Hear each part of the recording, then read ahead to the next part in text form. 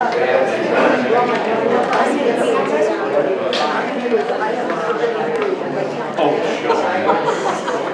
went one more than the rest. I know, that's what I'm doing.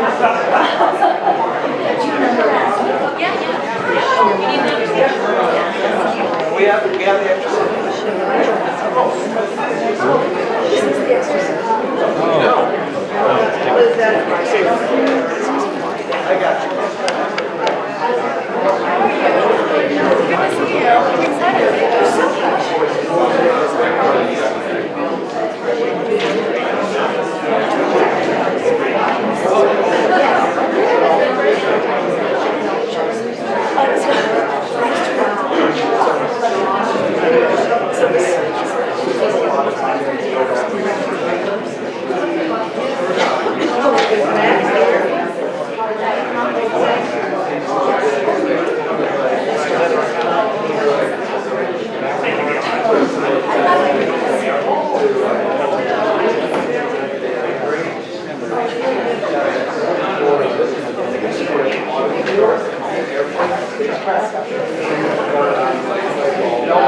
With the weather, we had parking issues, so people will be coming in, but we need to start. I want to thank RAC for supporting the Stone Hill Foundation. I don't think I have to persuade you that we get half our rain in May. And God has persuaded me not to take outdoor theater to the Stone Hill Amphitheater in spring. So I'm delighted that we can be here and be dry and inside for the premiere of Republic Undone.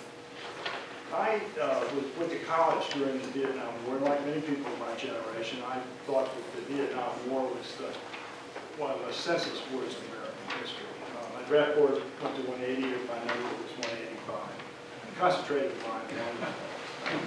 So I became a student of war and while I pursued my entrepreneurial business career. The centennial of World War I is a really natural occasion to re-examine our entry into the First War. My ambition is much more, to open horizons and vistas to the causes and consequences of that intervention. I'd like to, before we start, I'd like to recognize two people. Rick Davis. Rick is...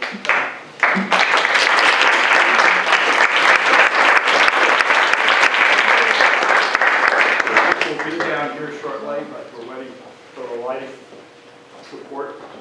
Rick, as you all know, runs the performing arts at George Mason.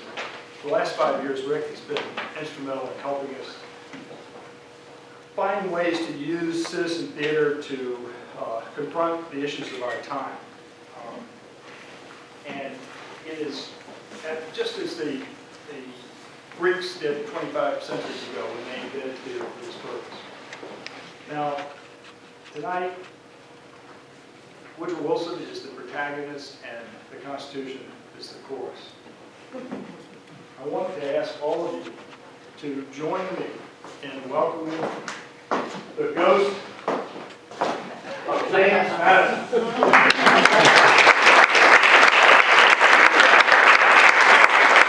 The architect of the American Constitution. Mr. Madison, the stage is yours. Thank you. And let me immediately remind the audience that all of these lapidary effusions about Mr. Madison from the playwright, none of them were under oath. I'm narrating Republic Undone, a drama of Thomas Woodrow Wilson. I can assure you, I never forget what is said about the most famous poem ever written, Paradise Lost. None ever wish it were longer. I engineered the United States Constitution, which was tested as never before during Woodrow's presidency. We were both Virginians, Princeton graduates, and twice elected president. Woodrow entered the White House after the Spanish-American War had converted the Republican and Democratic parties to the conviction that military force defined national greatness. 5 remarkable women feature in the life of one of history's most paradoxical personalities. We begin with his maiden infatuation, Harriet Woodrow, in 1881 at age 24.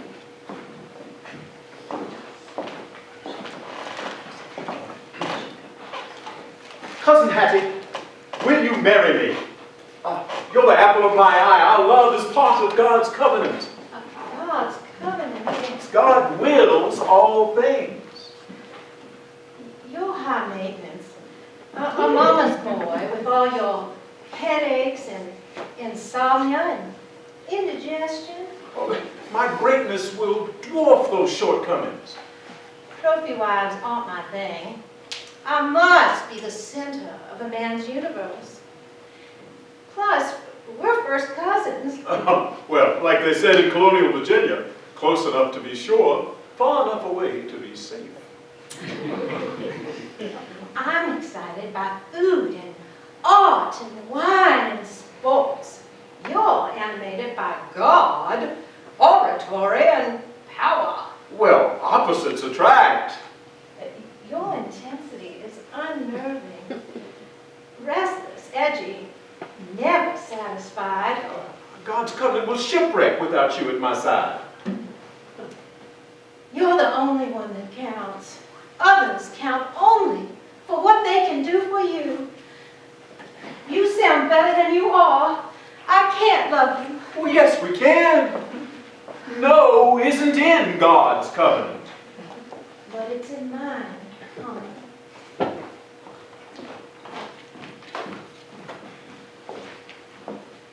Without a wife to adore me, I'm lost.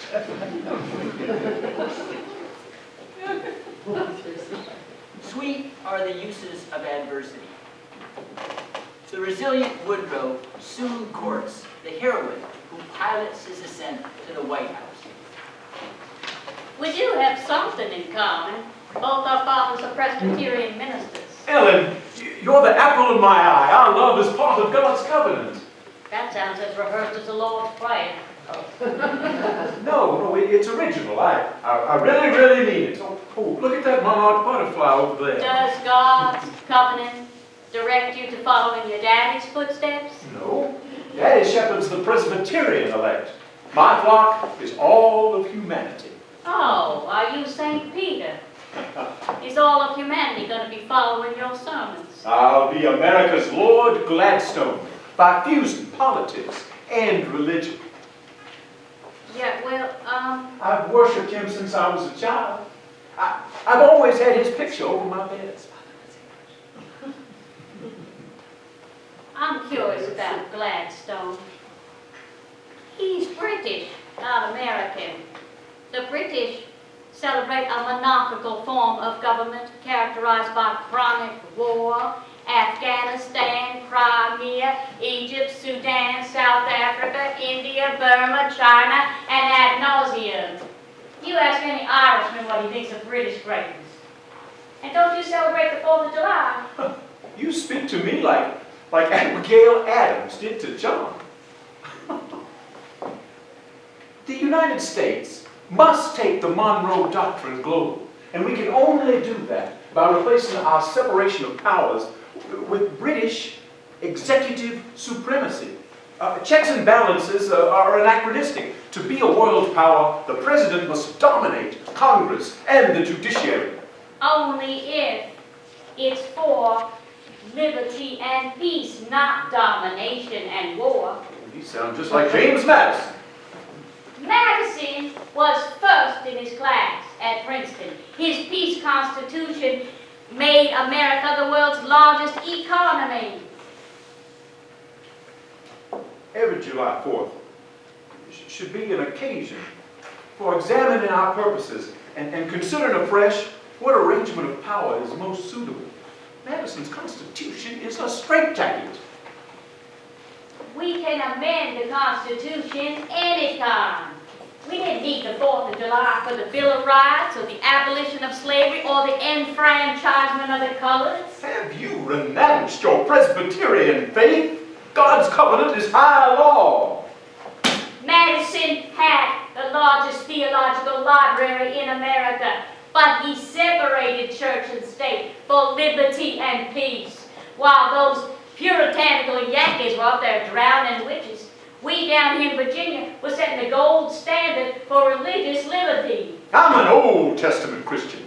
My universe is the chosen and the not chosen. Just good guys and bad guys. How are you going to tell them apart? I know them when I see them. And those who dispute you? Bad guys. I have fighting blood and a pure heart. Now you sound like our favorite Puritan Oliver Cromwell as he's beheading Charles I. Well, what's to be our partnership plan? I would rather follow in the spirit of that Protestant French king, Henry IV. Didn't he say Paris is well worth a mass? Touché. The coming First Lady could be well worth your elective monarchy. I'm a realist. I never was going to marry one of those colorless bank clerks. I'll have no other First Lady. Woodrow, I admire your eloquence, your ambition, and your oratory. But I would never marry you unless women were full. Women, as a woman, I was a full partner. Oh, that takes partnership into virgin territory, but okay. No. Woodrow, If you were to marry me, how would I ever measure up to your dad? I have to tell you something about my dad. What is it? He killed himself. Oh. Why? I don't know why. Depression. It has always tormented me. I inherited mother's melancholy. I have rough patches too. Woodrow, I do adore you. Oh, I covenant before God to be your faithful husband. I covenant before God to be your faithful wife. Oh, God blessed you with social graces. And those social graces compliment your God-given genius for stirring the multitudes. Why don't you become a college professor? That way you could be speaking on your feet. A dress rehearsal for politics. Then you could write a book about modernizing the Constitution, who needs the amendment process. You'll get rave reviews and endless speaking engagements. Oh, you are just like Mother. So intelligent, so supportive, so what else? Do me a favor. Do not talk about the Civil War around Yankees. And you're going to have to abandon your Southern accent. Then, you know what? You could be college president. Why not Princeton? After that, the sky's the limit. Oh, I'm frightened by the intensity of my love. I'm frightened by the intensity of my love. You should be. Ellen and Woodrow paused on a scene from Woodrow's child. My son, you're disgracing our family. Now, for the 10th time, pronounce it correctly. Monroe. No, no! It's lawn mower. I'm sorry, Dad. I love you. I'm trying my best. It's lawn mower. Now say it correctly. Monroe. You're a failure,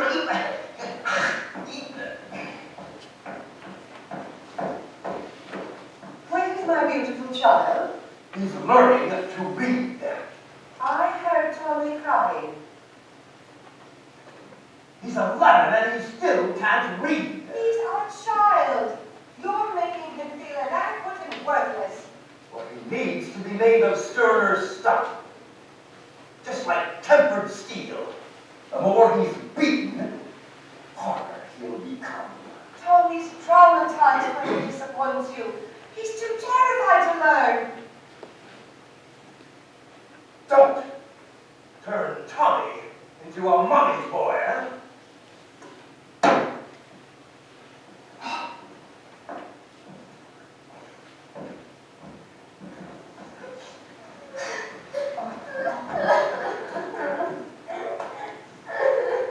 Come, sit on Mommy's lap.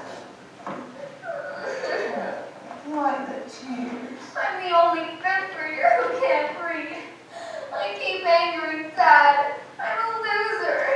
Don't say that. Everything will be fine. You can do anything you put your mind to. I've got constant headaches. Here, these will help.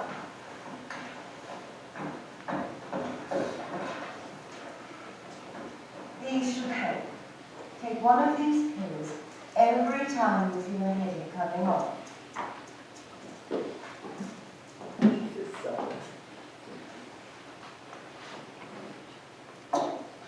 You know what else will have? A bowl of my homemade soup. I'll go get you some. Your father gave you ambition, your mother gave you confidence, but I will do both. Learning to read marked an inflection point for Woodrow.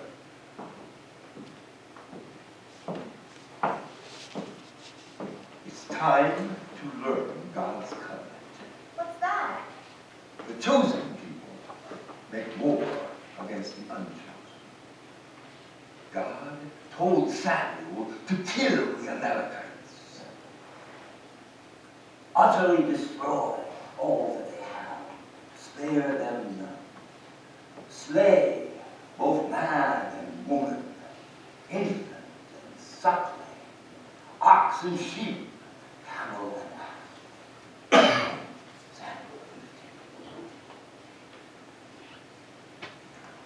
Moses didn't shed a tear over killing 500,000 firstborn Egyptians. God has chosen America to rid the world of evil. Oh, praise be to God, Tommy. Your reading fills me with pride. Now, I can make you a master orator that goes me and Demosthenes. When Demosthenes spoke, I'm lucky you're my father. practice makes perfect. Make 10,000 speeches. I'll imitate the repetition, symbolism, and alliteration of Demosthenes. Orators, great orators, excite emotion. Remember this. Humans are hormonal, not cerebral. Woodrow's lectures attract students in droves. He becomes Princeton's calling card. Ellen tactfully arranges luncheons for faculty wives. Woodrow's elected university president. Princeton is leagued with Harvard and Yale within a decade. Woodrow shines on the speaker circuit. His political horizons brighten. I'm honored by your presence, Mr. Carnegie. I'm the richest man in America. Your riches can make Princeton the greatest university on earth. All college presidents court me. My blueprint is the Oxford and Cambridge quad plan. Elite colleges are breeding grounds for mandarins administering far-flung empire. President Roosevelt and I are promoting football. How about a new stadium, grander than Harvard or Yale? We'll call it Carnegie Coliseum. These Rough Riders will play at every half-guard. I hate football. Worse than Roman gladiators. Only savages exult in brain damage. You championed the Spanish-American War. Cuba was an excuse to conquer the Philippines, Puerto Rico, and Guam. You accepted waterboarding and torture and denied self-determination. It's the white man's burden. Rudyard Kipling poems are close to my heart.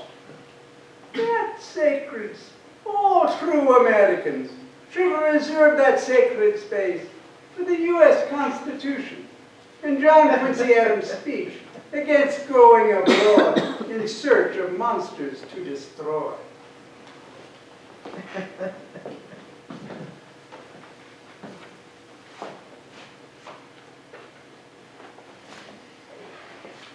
We live in a new age. How can a minister's son forget there's nothing new under the sun? I'm building public libraries and peace institutes. America's future is the march of the mind, not the march of the foot soldier. Without constitutional literacy, our republic is doomed. America can't be mankind's savior without a military industrial complex. Oh, I left Scotland to get rich in a land that celebrates peace. I did not build the steel industry to underwrite wars which impoverish nations. Peace has made us rich beyond the wildest dreams of our founding fathers. We're in a clash of civilizations.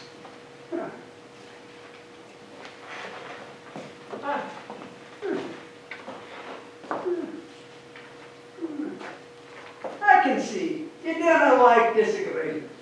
If you stop pestering me, I'll bid you a lake for fruit.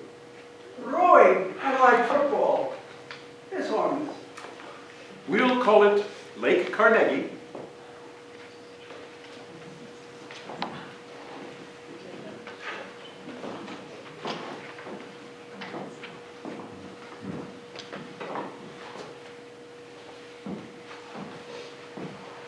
With Jesse, Margaret, and Eleanor leaving the nest, I feel worthless.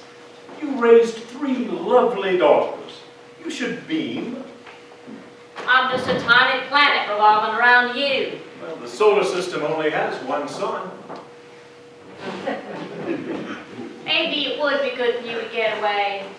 It would give us both a breath of fresh air. Yes, temporary separation will strengthen our marriage. Here is your ocean liner ticket. Here is the hat to keep you warm. And God bless you.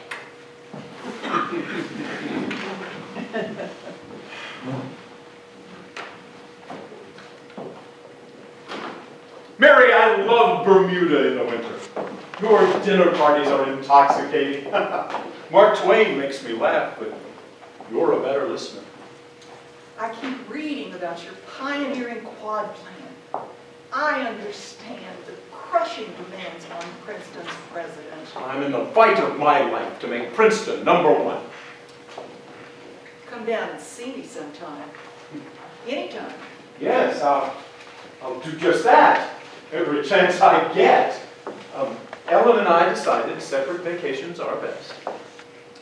Let's put Ellen's picture on the mantle. You have it in your pocket, don't you? Why, yes, I do. Thank you. That does make me feel better. I love talking about Lord Gladstone. You're really onto something with your soaring ideas about limitless presidential power. I want to give you a present. My favorite Gladstone biography. I never met anyone as critical as you of the Constitution's framers. On our beach walks, I love to hear you recite Shakespeare. Please do our favorite, Henry V's Agincourt oration. If it be a sin to covet honor, I am the most offending soul alive. We happy few, we band of brothers. For he that sheds his blood with me this day shall be my brother. And gentlemen in England now abed shall think themselves accursed they were not here, and hold their manhoods cheap, whilst any speaks that fought with us upon St. Crispin's Day. You're absolutely wonderful, my darling. Humanity demands you bestride the political stage.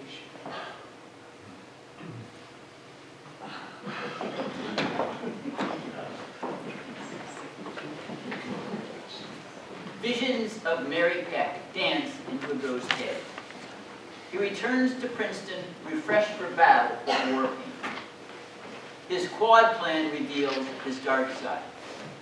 He abandons his bosom friend, Jack Gibbon. I loved Jack Gibbon more than any man. You two have been inseparable for years. But he betrayed me over my quad plan. Well, Madison didn't need a quad plan to become a walking library. I think you're blowing an elephant into a flea back into an elephant here. But Jack defected to my enemies on the Princeton faculty. Well, can't you just agree to disagree? He's your treasured friend. You're either for me or against me.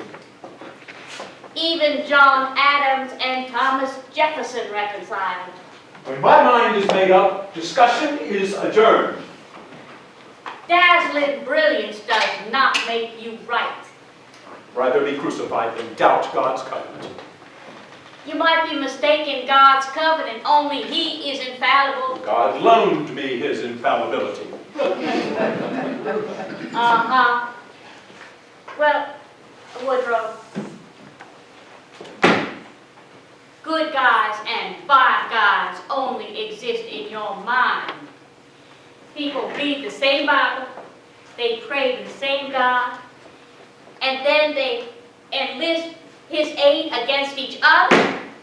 Come on, sit by me. Your daddy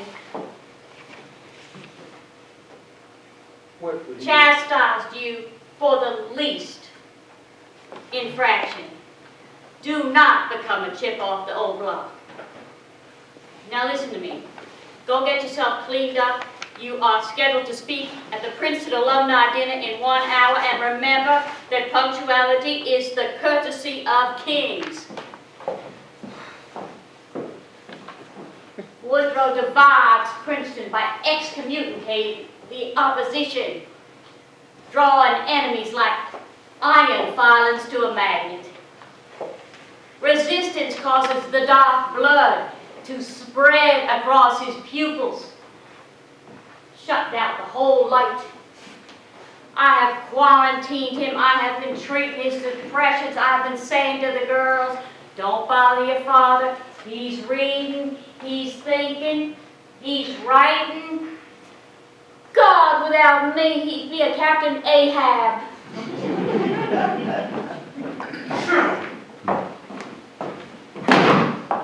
Now what explains your fury? The board just rejected my quad plan. Quad.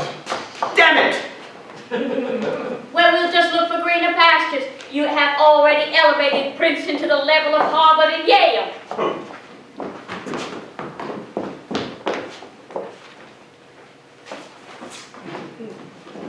The Democratic bosses of New Jersey have just offered me the governorship.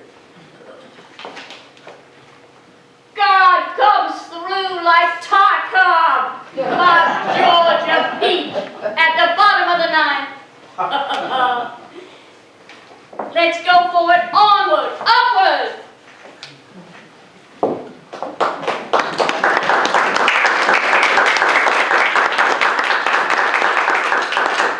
In 1910, Woodrow is elected governor, the stepping stone for Woodrow and Ellen to capture the White House. With the genius of Toscanini, Ellen orchestrates Woodrow's campaign advisors, Joseph Tumulty and Colonel Edward House.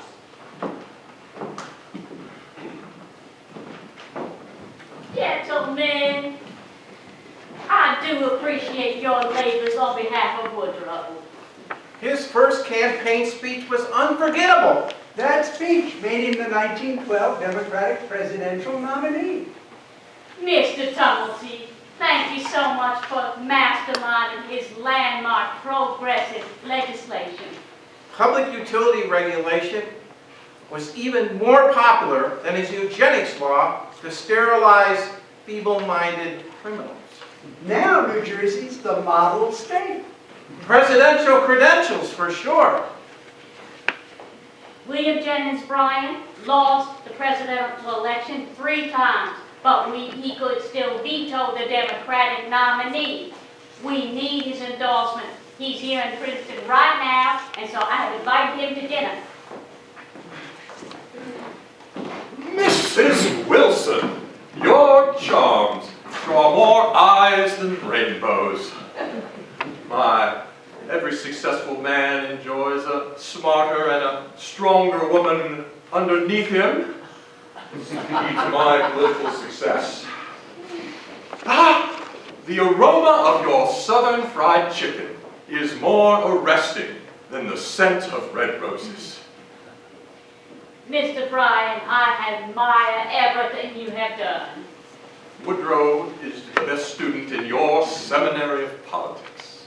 Woodrow is the best bet for the 1912 presidential election. Your endorsement would mean so much to us. I could offer you any cabinet position. Oh, not to put too fine a point on it, but Secretary of State would be just fine.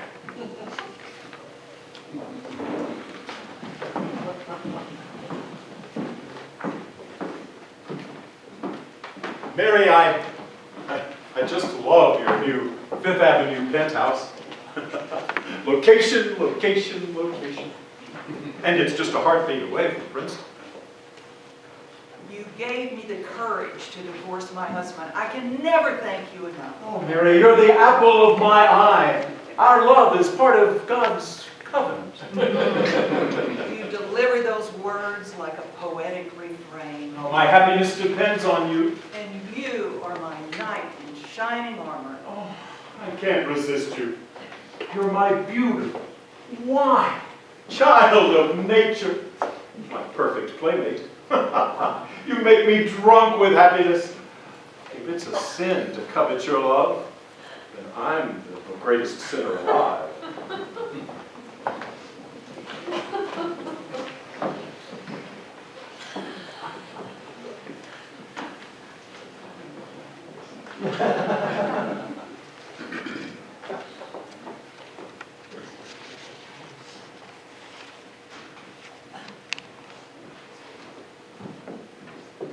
There you are. I've been looking all over the White House for you. I have found several drafts of your love letters to Mrs. Mary Peck in your favorite Gladstone biography. Give it to me. I can't believe you. You're the apple of my eye. Guilty. Our love is part of God's covenant. Guilty. You treat all women as interchangeable. But it doesn't mean what it says. Even the context is incriminating.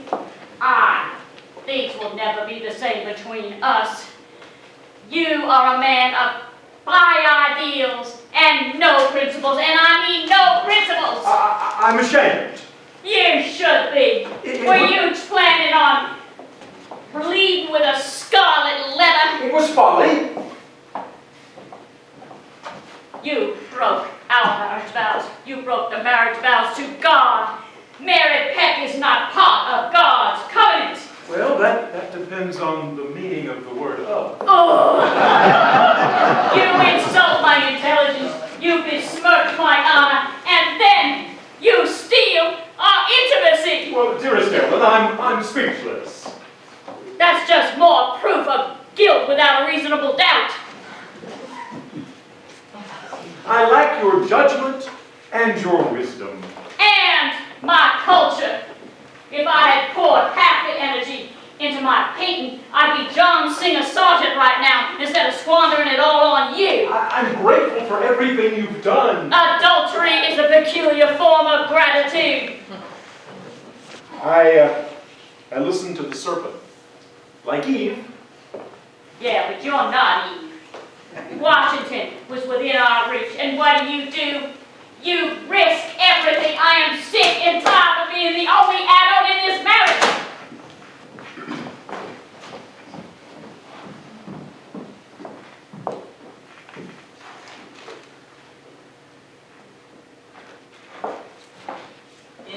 1912, Teddy Roosevelt splits the Republican Party. Woodrow and Ellen sail into the White House. Woodrow skillfully tacks between progressive and unreconstructed Democrats. Alice Paul and Lucy Burns, the drum majors among suffragettes, infuriate Woodrow. They plant the headquarters of the National Women's Party on the edge of Lafayette Park, within shouting distance of the White House. On the day before inauguration, Alice and Lucy lead thousands of women in a protest march. It wins them a meeting with the president. Mr. President, suffrage is the litmus test of the true progressive. Politics kills feminine charms. Feminine charms shine brightest in the 9 states where women have the vote. Voting kills the family. Family values are flourishing out west. My priorities are currency reform, not recasting womanhood. The Federal Reserve is good only for enriching the too big to fail banks and franchising gratuitous wars. You don't need a Bank of England in the United States. Oh. We will be bound by no laws for which we have no representation. Oh, my dears, you're revolutionaries. My family got freedom from Britain. I will win freedom for American women from you. You, sir, are a counter-revolutionary. You would exchange and replace the American Republic for a British Empire. Oh, I never tell a woman she's wrong. But suffrage is a state issue. Words, words, words. I'm so sick of words. American women demand action. I didn't run on suffrage. I represent only my party. You're a tough sell. A page out of that Old Testament. Your 10 minutes are up. Our meeting is over.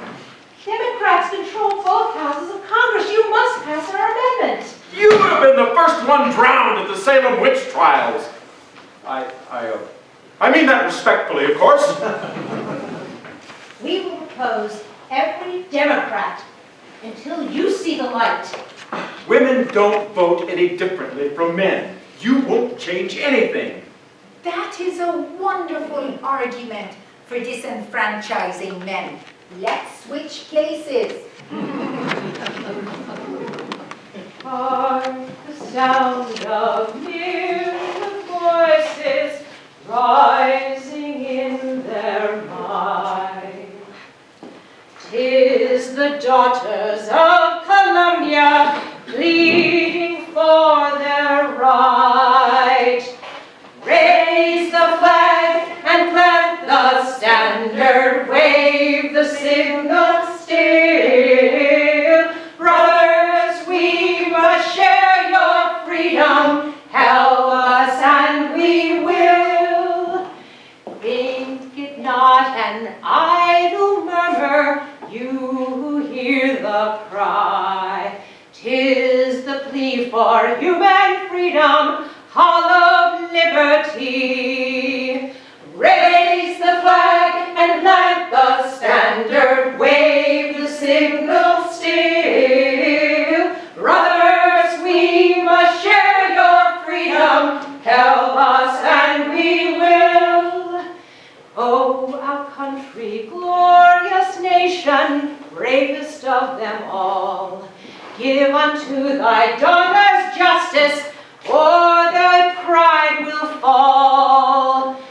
Raise the flag and plant the standard, wave the signal still. Brothers, we must share your freedom, help us and we will.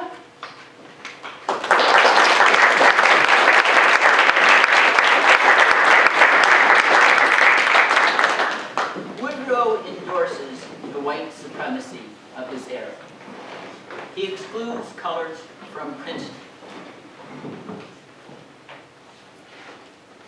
He campaigns as a second Lincoln, but he governs with the racism of South Carolina Senator Pitchfork Ben Tillman to placate Southern bigots.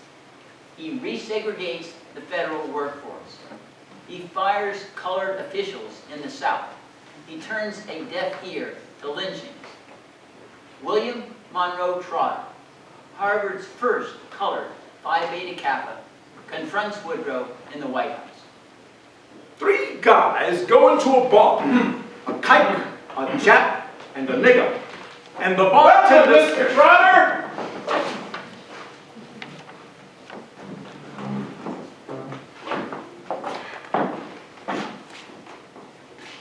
Segregation is good for everybody.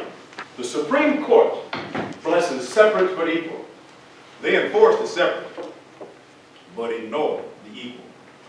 We're the untouchables. Our white co-workers, the brown. I'm all for progress. It's just change I can't stand. You must learn to be patient. After all, it took us over 2 centuries to abolish slavery. The time is over for taking the tranquilizing drug of gradualism. The time has come to rise from the dark and desolate valley of segregation to the sunlit path of racial justice. Even Jesus accepted slavery. He was no Spartacus. Our leadership celebrated you as the second Abraham Lincoln. Now our followers denounce us as traitors. That's blackmail. You've lost your moral standing. Race has no place in politics. Except when you want our votes. Segregation must be approached factually, not emotionally.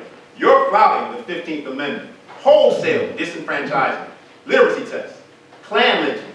Our Constitution must be colorblind. All citizens should be equal before the law. The lowest and most humble must be peer to the most powerful. Civil rights are sacred. I won't tolerate your impertinence. Get out! Mr. President, do you work for the Klan's imperial wizard? We came to lay wrongs before you. We need justice and receive injustice. We need the rule of law and receive mob violence.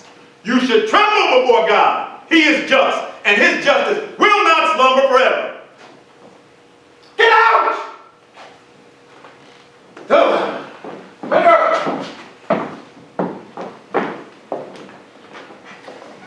Please, get a hold of yourself.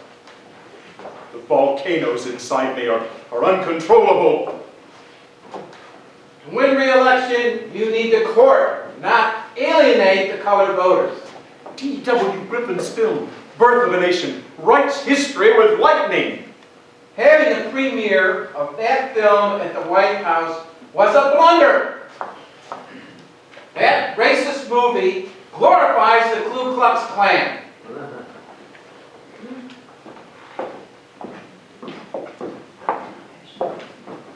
Ellen's death on the eve of the Great War uncabins Woodrow's demons.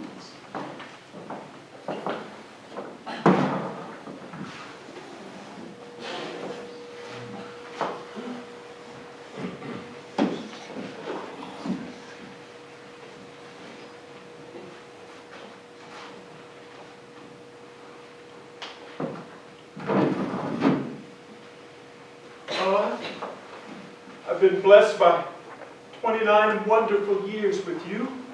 Dearest, don't leave me. Not now. You already left me for Mary Peck. I ended the affair.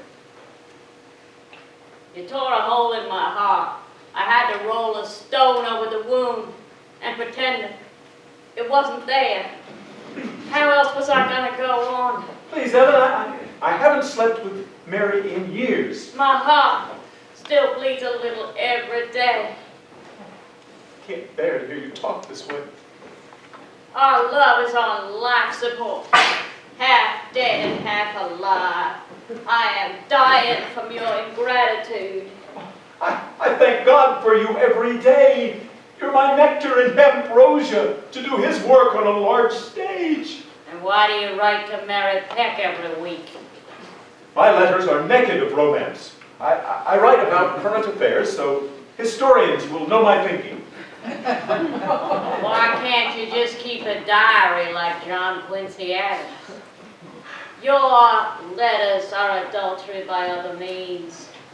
My laurels and my fame I owe to you. Marriage to Mary would be political suicide. Whatever you want to say. The main thing is, do not let this war become your serpent. Do not squander the funds that have been set aside for children and schools and hospitals and bridges and roads and the elderly and the poor and the disabled. God hasn't revealed his war plan to me yet. You men make such a mess of everything. How are you gonna lead mankind if you leave women and colors as second-class citizens? Promise me you will not go into this war. I can't promise to break God's covenant. You already broke God's covenant with Mary Peck. You've convinced me. I really can't believe you. You have a credibility gap. Dr. Grayson, please follow these instructions. Minister to Woodrow's eating disorders, his insomnia, his migraines, his strokes, his twitchings and moanings, his depressions. Have I left out anything?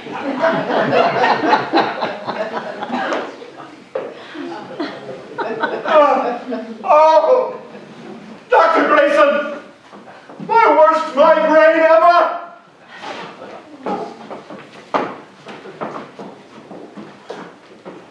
Ellen foresaw the Great War would beget European hecatombs and a spike in civilian deaths. Ellen's spirit animates the women's peace movement, featuring marches in Boston, Philadelphia, and New York. With the vote, women might have silenced the trumpets of war. The song, "I Didn't Raise My Boy to Be a Soldier," reverberates from sea to shining sea.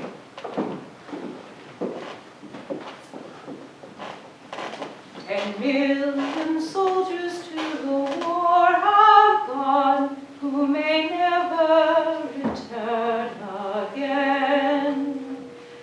10 million mothers' hearts must break for the ones who died in vain.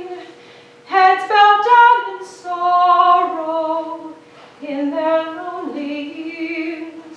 I heard a mother struggle through her tears. I didn't raise my boy to be a soldier. I brought him up to be my pride and joy. Who dared to place a musket on his shoulder to shoot some other mother's darling boy? Let nations arbitrate their future troubles. It's time to put the sword and gun away. There'll be no war today if mothers all would say, I didn't raise my boy to be a soldier.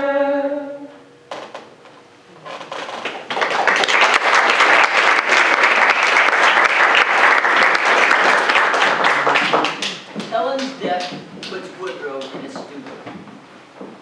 The executive branch is paralyzed until fulsome flattery beguiles Woodrow from a loss so overwhelming.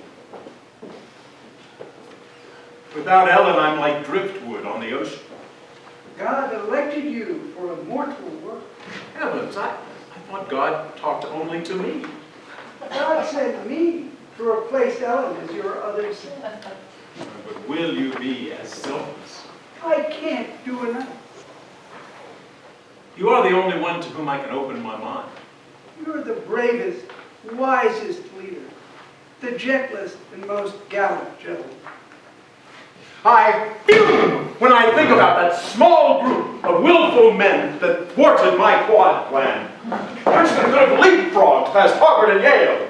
But you still put Princeton in a tie. I could have compromised, but that's not leadership. He who puts his hand to the plow and looks back isn't fit for the kingdom of God. Every day, I thank God for the privilege of serving you.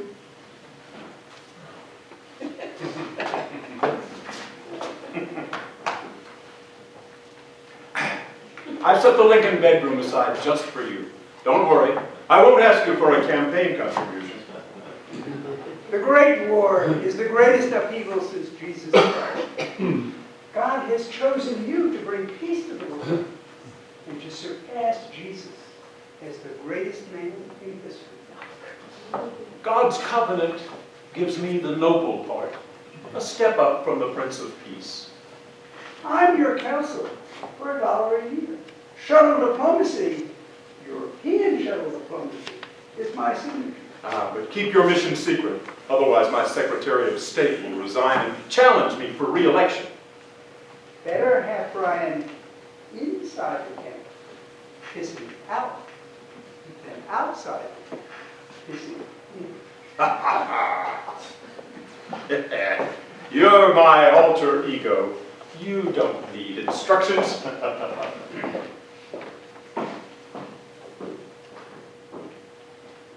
I've mastered the mysteries of Woodrow's personality. I'm a captive audience for his temper tantrum. Everything's personal. He insists on his own facts. He trusts only the worshipful.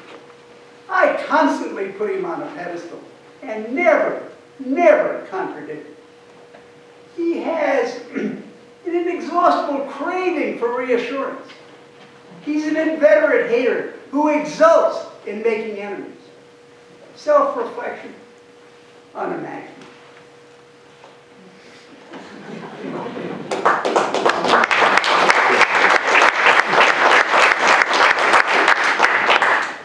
As president in 1812, during the Napoleonic Wars, I asked Congress for a declaration of war against Britain for impressing 20,000 of our seamen and violating our neutral rights. I was the only president to oppose British imperialism with war. Woodrow does the opposite. He indulges British violations of our neutrality while protesting German countermeasures as war provocations. Britain declares civilian goods contraband. Southern cotton, Midwestern meat, and Western copper are blockaded from neutral European ports. Our trade with the Allied powers flourishes. With Germany, it withers and dies. The British have hearts of stone. Well, they starved the Boers into submission, and now they're doing the same thing to the Germans with this illegal blockade. Why, it's just murder by other means. Dispatch this note to Downing Street. Insist on freedom of the seas and respect for American neutrality. Suppose the British persist. And retaliate, like President Madison, embargoing food, oil, and ammunition. J.P. Morgan is one of my largest campaign contributors. He complains that you are interdicting private loans to the Allies. Neutrals having allies is like baseball umpires owning teams. Oh, money isn't a weapon. It's the most nimble of weapons. Money supplies any military need. Our allies have no credit ceiling with us. There you go again, calling the British and the French allies. Why, you're sinning against your own sermon. We must be impartial in thought as well as action. Stand up like David to Goliath, and Downing Street will lift this illegal blockade. Let me study your diplomatic note.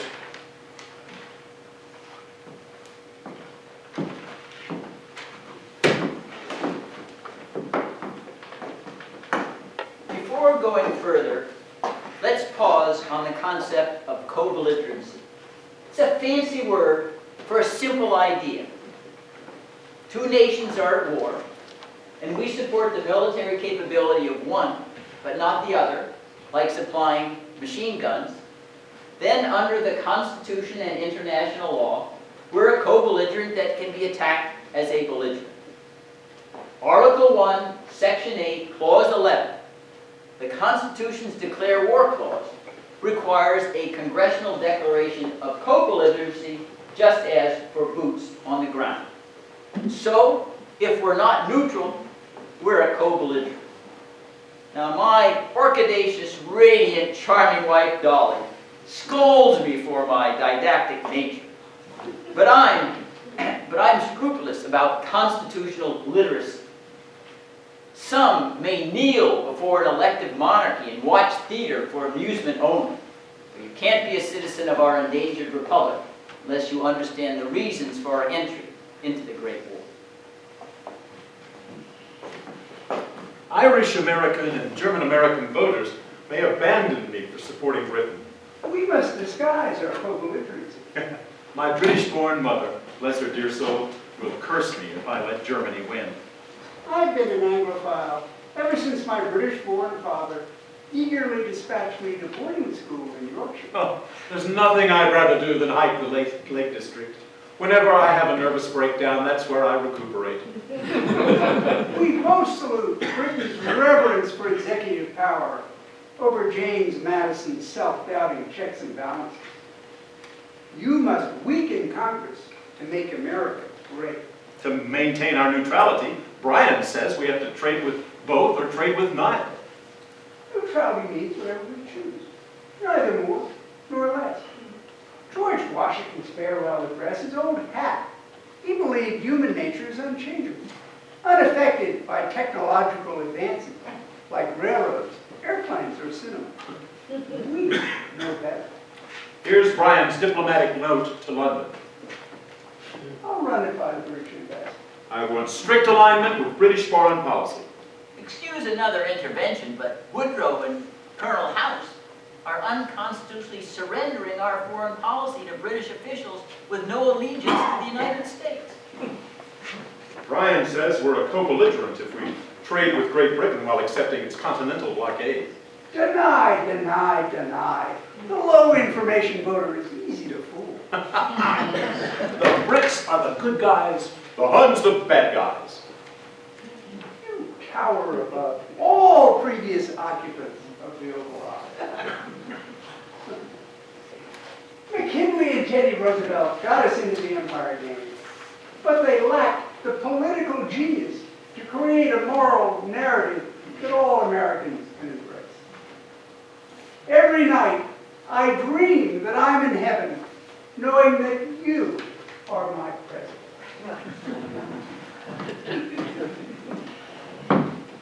Do you approve my Downing Street cable? No? Well, then I'll unhorse you for the 1916 nomination. Relax. Look, we're holding a royal flush. Without our food, the British starve. And without our weapons, they can't win. We can't risk our special relationship. Well, where is that in the Constitution? My standing as a peacemaker will be diminished if I blockade Britain. Your oath is to defend the Constitution, not Britain, not humanity. You don't define American interests. I do. And what's good for me is good for America. The Constitution defines American interests, not you. And what's bad for the Constitution is bad for America.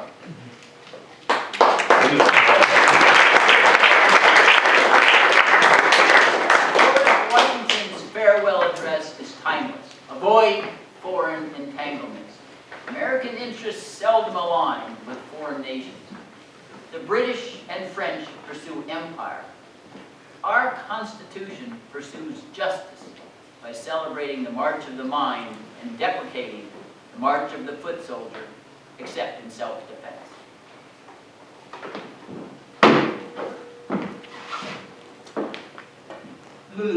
Lord Grey. Lloyd George. Please, call me Lloyd. Lloyd. war propaganda is more powerful than the British Navy. Crucified Allied soldiers. Raped nuns with breasts sliced off. Cutting Germany's international cables lets us censor American news about the war. We facilitate Woodrow's campaign to have the Americans support the war. Look, we have a pamphlet titled The War That Will End War. The war that will end war is the one that will destroy every living person on earth. Colonel House is starting to work this slogan into Woodrow's speeches. Welcome, Colonel. We were just praising your great service. We're so grateful for your beneficent neutrality. And sharing your diplomatic dispatches. Yes. And arming, feeding, and funding you. Does Woodrow really believe that co-belligerency is his ticket to the peace talk? I don't think so. Millions of American soldiers are our admission price. By the way, with the French, sort of rearranged the Ottoman Empire.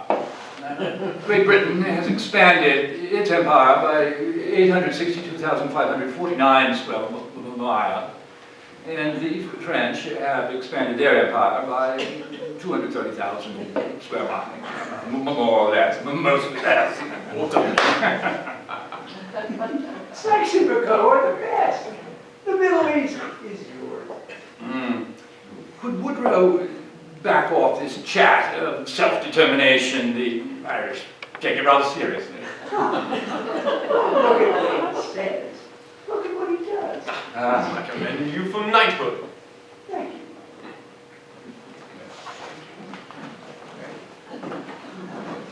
Germany's nightmare was American soldiers on the continent. For more than 2.5 years, the Kaiser endures Woodrow's co-belligerency. The Kaiser, his wife, Augustus Victoria, and military commander, Erich Friedrich Wilhelm Ludendorff, debate their dilemma. Ah, my God. I'm heartbroken. I found her lying beside her parents and her twin sister. Just days ago, she was nursing at the bosom of her loving Woody. And now she's starved to death by the cruel British blockade presided over by Unser Cousin Georg. Oh, babe, unser Cousin Georg. He gifted them 8 Generationen of Deutsche Monarchen, and only one of them was verrückt and lost America. While Wilson is moralizing about our U-Boote, 1 million German citizens starved to death. The British blockade is a war crime. Every neutral power except Madison protests the British illegality. International law allows us to blockade the British as proportionate retaliation. Tit for tat, unrestricted warfare. Until the British armed their merchant ship, the U-Boote spared their crews. And now Wilson allows the British ships to fly American flags. Eure Majestät, this false flag deception is killing our U-Boote. Wilson decrees international law that his own State Department can't even stomach. And Wilson refused to protect Americans in Mexico. He did not send soldaten. However, he threatens to do that against Deutschland to protect Americans on British armed merchant ships. I can beat Britain and France before American troops land. Eure Majestät, lift all submarine restrictions. Unser Vater, der du bist im Himmel, dein Reich Our ist Father, Himmel. from the height of heaven, lead thy German Reich to glorious victories. Lord, thy will be done. Smite each day our foes with death and tenfold woes. In your divine mercy, forgive each bullet and each blow that misses its mark. Lead us not into the temptation, of letting our wrath be too gentle to carry out your divine judgment. Im Namen des Vaters, des Sohnes, des Heiligen Geistes. Amen. Amen. Herr General, the military is always overpromising. So for now, discretion is the better part of valor.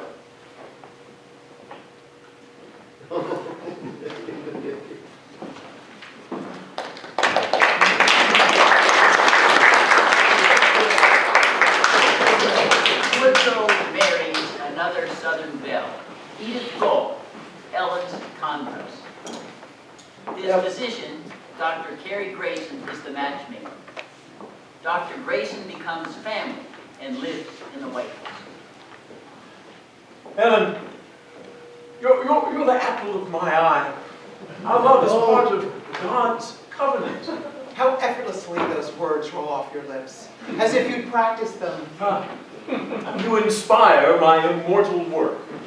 Marriage to power is a woman's greatest aphrodisiac. Oh, I can't take my eyes off of you. Oh?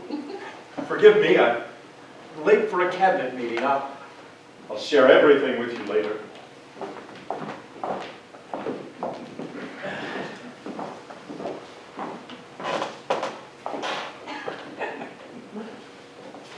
My dearest Ellen, Woodrow's chronic depressions concern me.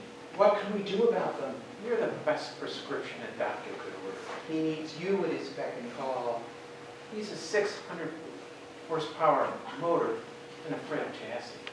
I wish you'd been his physician at Princeton. You might have been able to prevent the paralysis. You might have been able to prevent paralysis of his right hand. I'm amazed at how quickly he learned to write with his left hand. I'm so happy playing golf every day with Woodrow as you prescribed. He's overstressed. He needs to get out of the Oval Office. I must confess, I love to dominate him on the golf course. That's surprising. That's surprising since he lost sight in his left eye at the last stroke. I know his 40 handicap has him coasting to victory after the third hole. There you are. I've been looking all over the White House for you. Woodrow, in 15 minutes, your motor car departs for your afternoon ride and golf game.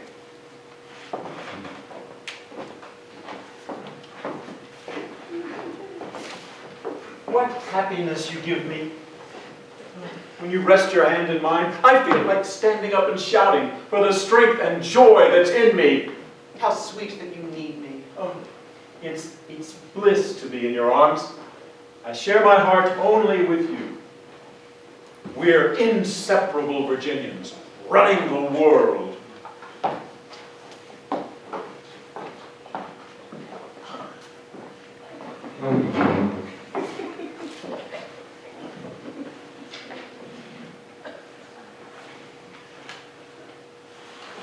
I wish Brian would die from an overdose of peace or grape juice.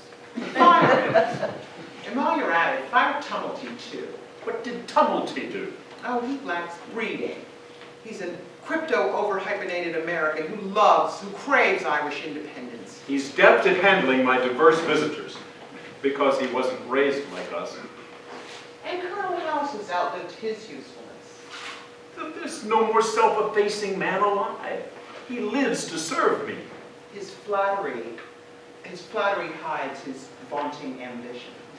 Our intimacy forecloses all others. Oh, you make my heart sing at heaven's gate.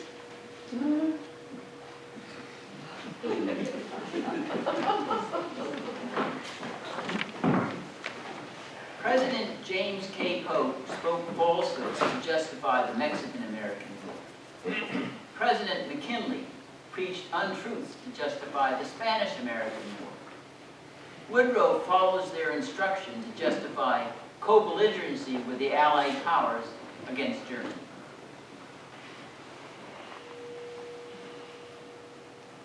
Over 100 Americans died. A British submarine sank the Lusitania. Well, they were fools for traveling on that luxurious British cruise liner. I mean, the German government ran an ad in over 50 American newspapers. Notice, travelers, please be warned that vessels flying the British flag are liable to destruction in waters adjacent to the British Isles. The 1%ers are putting our peace at risk, just for their ostentatious bathrooms. Listen to your mother. The Germans will destroy Western civilization. Britain's fight is our fight. Be like Gladstone. Go to war. Are you expecting me to turn the other cheek? Just honor the Sermon on the Mount. Take war off the table. Support the congressional bill banning belligerent ship travel.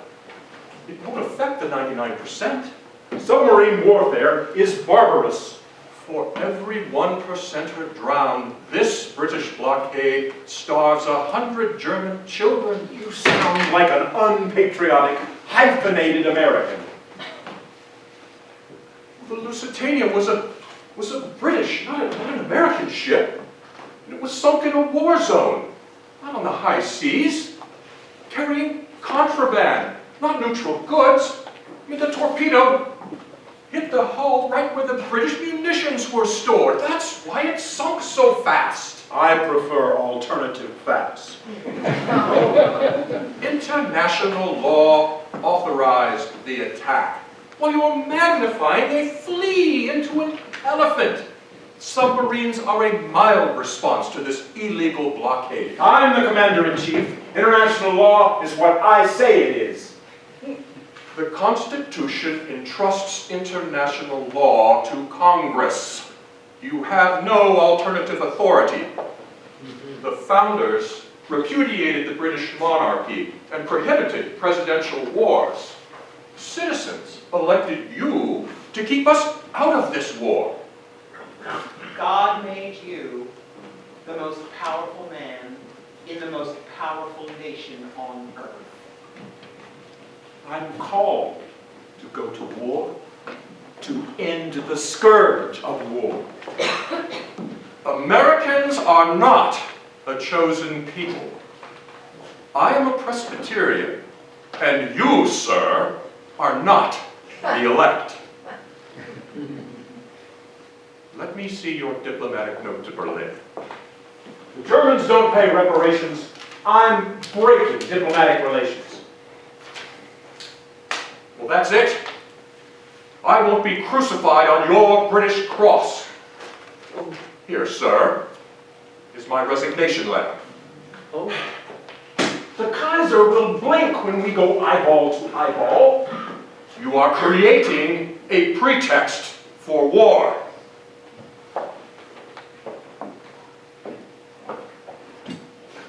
And more Americans will die on the first day in combat than have died in all the years of German submarine attacks.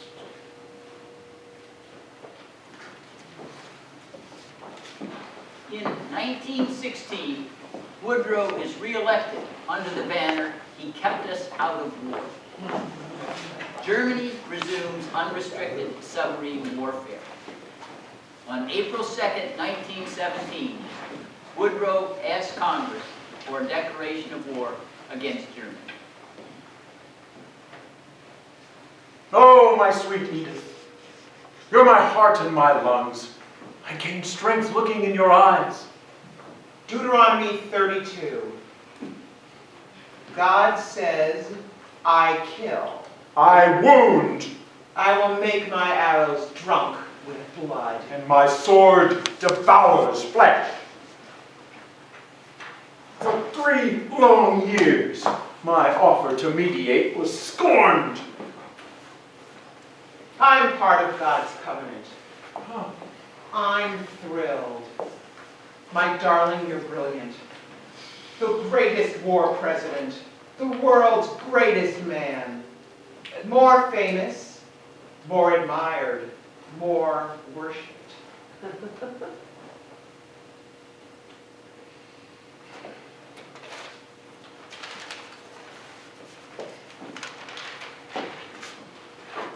I give you the President of the United States.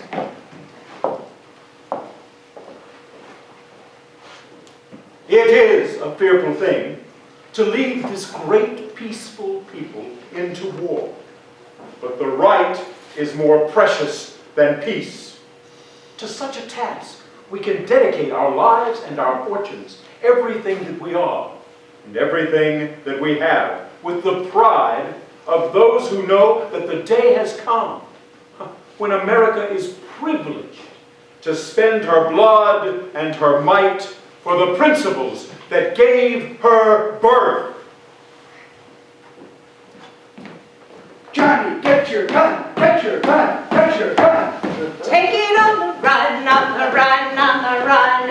Hear them calling you and me, every son of liberty. Hurry right away, no delay, don't you dare. Make your daddy glad to have had such a lad.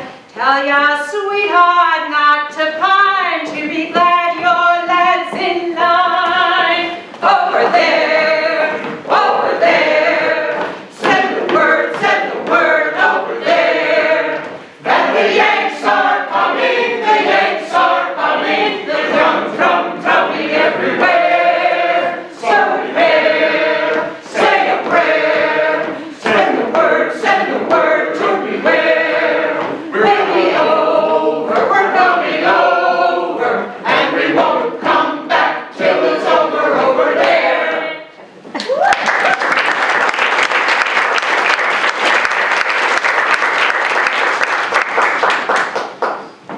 In a republic, the people censure the government. The government does not censure the people. I was the only wartime president that refrained from suppressing free speech and civil liberties. During the Great War, Woodrow's Espionage and Sedition Acts make dissent criminal. Peaceful critics of Woodrow's unconstitutional war against the Bolshevik Revolution, like Eugene Debs, are imprisoned or deported. When I see my war critics, I see my Princeton detractors. But now you have a bully club. Smash anyone who refuses to buy Liberty bonds. Hyphenated Americans pour the poison of disloyalty into our national arteries. They carry daggers to murder our government. Shoot them. Those not yet guilty are the most to be feared. John Adams' Sedition Act is my North Star. Publishers were punished for fake news.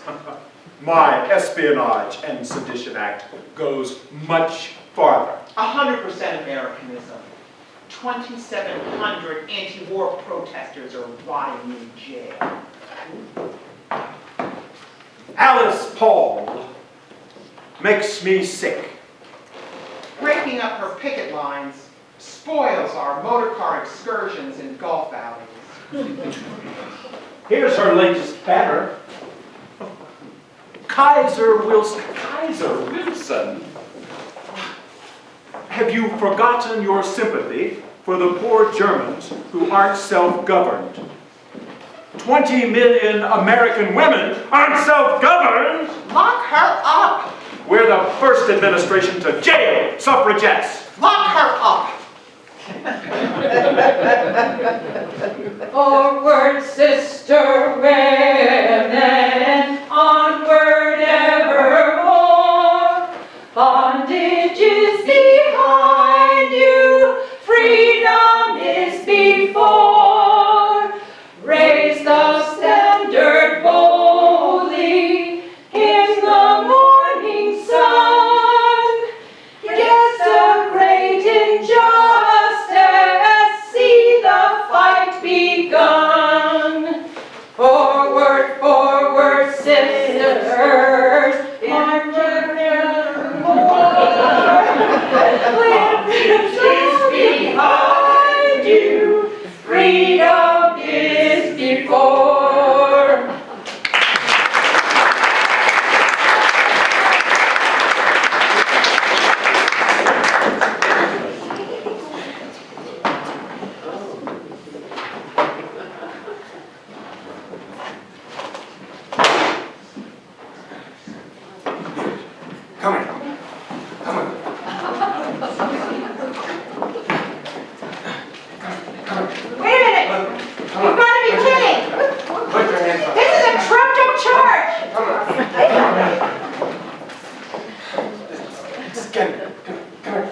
Come on, come on.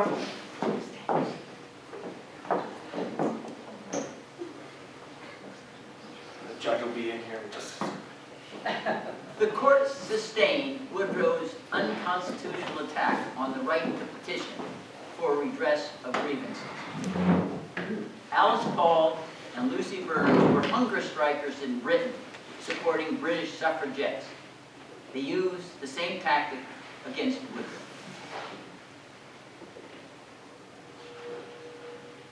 You have heard the charges. How do you plead?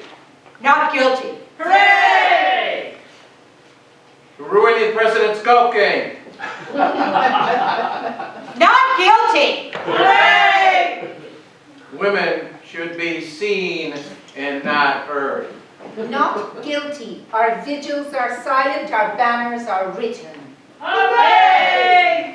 Order! We're political prisoners! Political prisoners! Stop! You're heading towards contempt. Petitioning is no crime. Hooray! Order! You're punishing free speech. Wilson is a hypocrite! Hooray! He suppresses democracy at home while celebrating it abroad! Enough! 7 months in jail!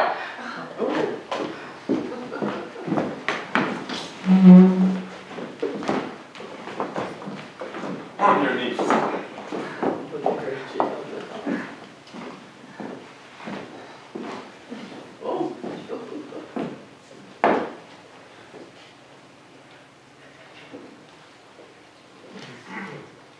Rise up, women, for the fight is right and strong.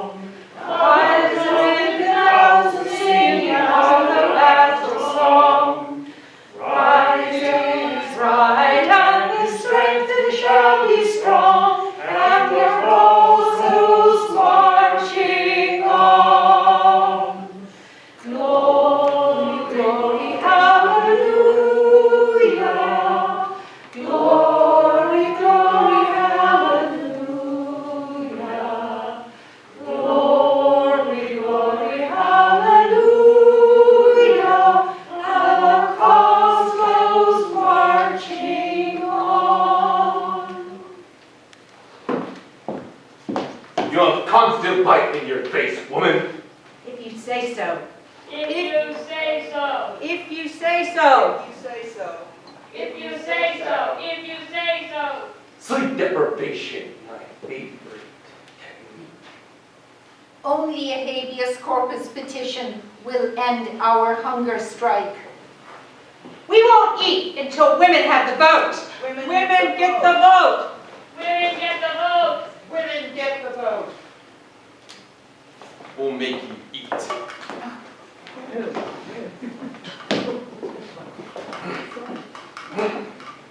Oh, Stop! Stop! Stop!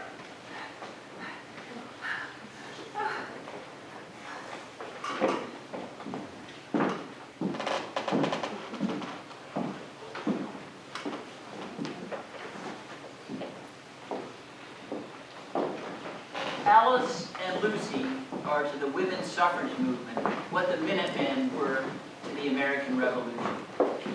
Meanwhile, 2 million American doughboys break the stalemate in Europe. On the 11th hour of the 11th day of the 11th month in 1918, the British and French dictate an armistice of unconditional surrender. It mocks Woodrow's promise of peace without victory. A few days before, the American electorate repudiates Woodrow in the midterm elections that deliver both chambers of Congress to the Republican Party. Woodrow travels to Paris as a Messiah.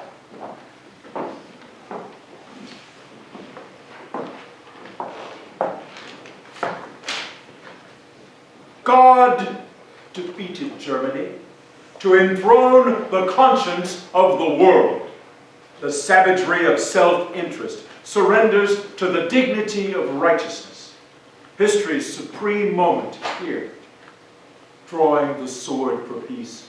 American boys, commingled their blood in French soil as a timeless reminder of their privileged act of selfless devotion.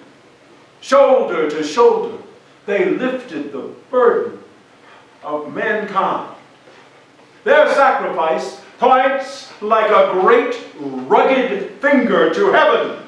Sin resides not in the human heart, but in the society we are called to redeem. Like the ancient Hebrews, Americans are God's chosen people. Old Glory flies as the flag of humanity. War's a thing of the past. The League of Nations culminates America's long journey of providential service.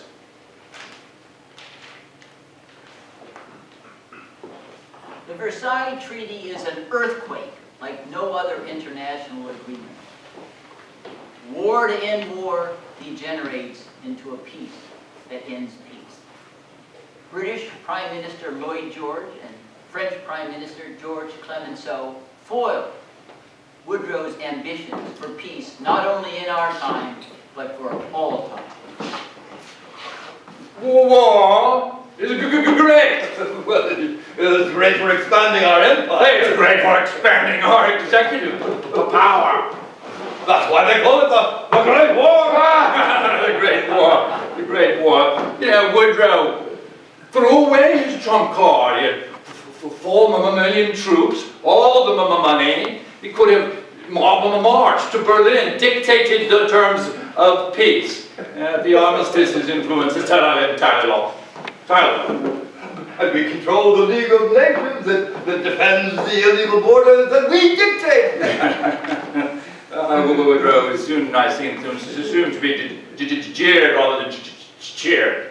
But how do we repay 10 billion in American war loans? We mask bankruptcy with voodoo economics. We mask the bankruptcy with voodoo economics. We default on any debt that's not, German reparation, that sort of thing, We justify by making the Germans sign a war guilt clause. Yes. Line. Let's squeeze the Germans. Let's squeeze the Germans until they're pipsqueak. Ah, well, they don't call me the tiger. Why do you wear gloves? To hide my claws. But let's get down to business.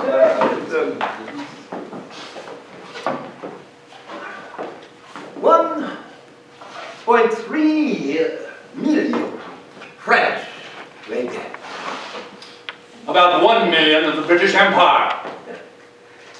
You only lost, 116,000? Adjusted for population, our losses are 30 times greater. 30 times greater than yours. We need Lebensraum. Let's dismember Germany. 10% of the population. 13% of its territory. Alsace-Lorraine. Let's give part of Western Germany to Belgium. Eastern Germany becomes Czechoslovakia. That's 3 million Germans. Don't they get self-determination? The same self-determination that you give your Redskins. Let's not talk of self-determination in these circumstances. It upsets the apple. What are you going to do with Northern Germany?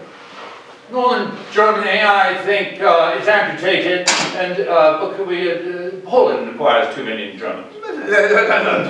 Don't forget that Denmark and Italy, they need their Germans too.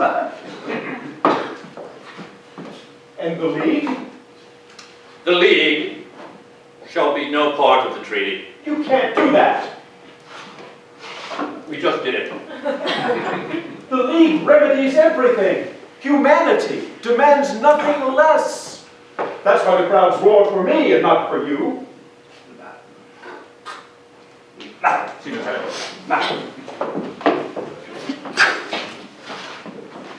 The Declare War Clause is the Constitution's crown jewel. In 228 years, Congress has never once voted to initiate war, the most important fact in the history of mankind. Woodrow's Versailles Treaty jettisons that sacred key to peace.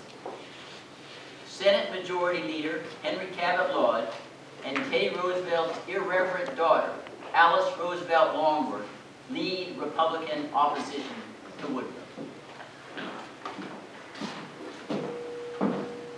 Mr. President, may I help you carry the treaty? Not on your life.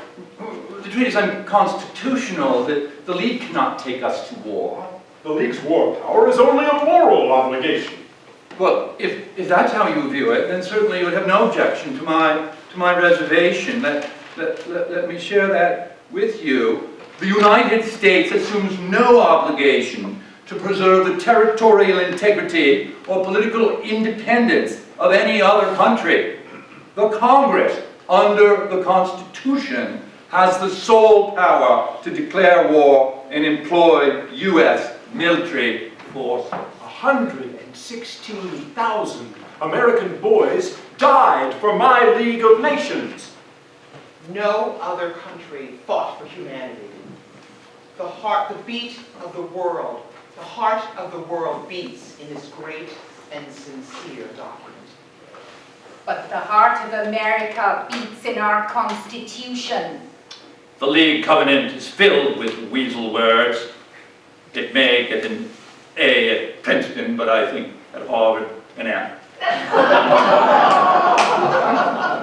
The League was created by men who wished to float to heaven on a sea of mush. It leads us to green pastures and quiet waters. Oh, good heavens. Wonderful soap bubbles of oratory and souffles of phrases. I feel like I've wandered into the Mad Hatter's Tea Party. I'm curing the defect in the Sermon on the Mount. The League implements Jesus. You are no Christ. You are the Antichrist. Mr. President, the League with my reservation, or no League. Over my dead body, I'll take my case directly to the American people. Against the advice of his physician, Woodrow whistle-stops across the continent with his pro-League message. A stroke permanently incapacitates him. Without Ellen's calming influence, Woodrow scorns the compromise necessary for treaty ratification. To defend the Declare War Clause, the Senate defeats Woodrow's handiwork. The play now comes to a close, with the ghost of Ellen returning to bear witness to Woodrow's deathbed conversions. When you died, I lost God's most precious gift.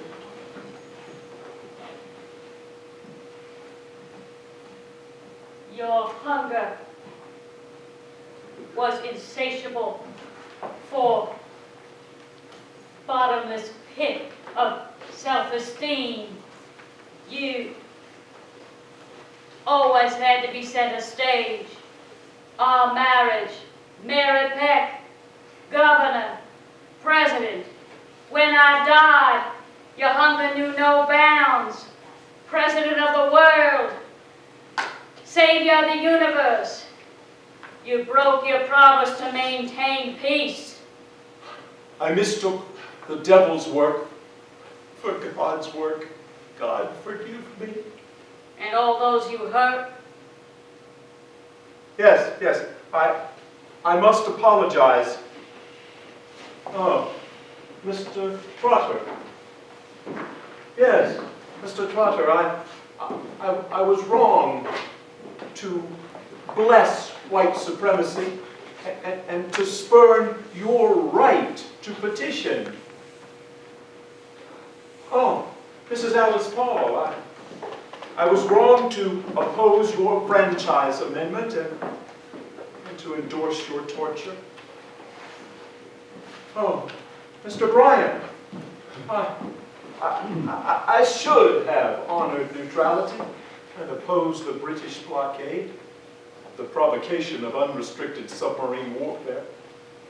I should have refrained from arming, trading, and funding the Allies, and protested Britain cutting our cables.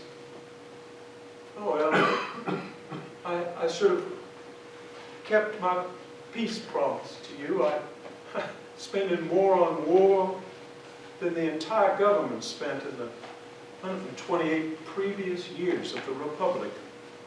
I should have honored my promises to Germany and opposed unconditional surrender. Believing the League would undo all the Versailles Treaty's injustices was a foolish delusion. I facilitated the stab in the back narrative that fueled Hitler's rise to power. Senator Lodge, Mrs. Alice Roosevelt, I should have honored congressional war power.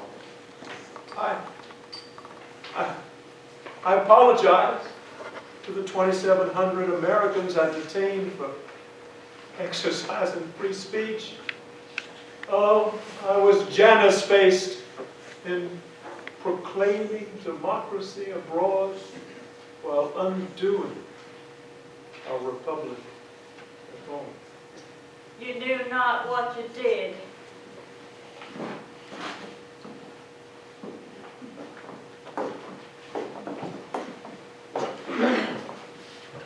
Woodrow's constitutional vandalisms endure.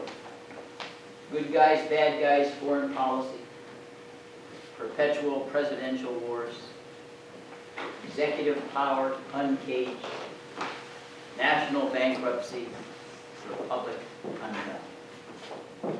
Seduced by the voice of the serpent, Americans have eaten from the tree of empire for more than a century. But the world will never forget what we, the Founding Fathers, did at Philadelphia more than 2 centuries ago. It is for you, the living, to ensure that our magnificent labors shall not have been in vain, that a nation that exalts liberty over domination, wisdom over ignorance, checks and balances over limitless executive power shall be restored and radiate once again as the pinnacle of civilization. That you pledge your sacred honor, your life, your fortune, all that you are and all that you have, to give a new birth to our constitutional republic. Who shall live up to the challenge? Who dares fail to try?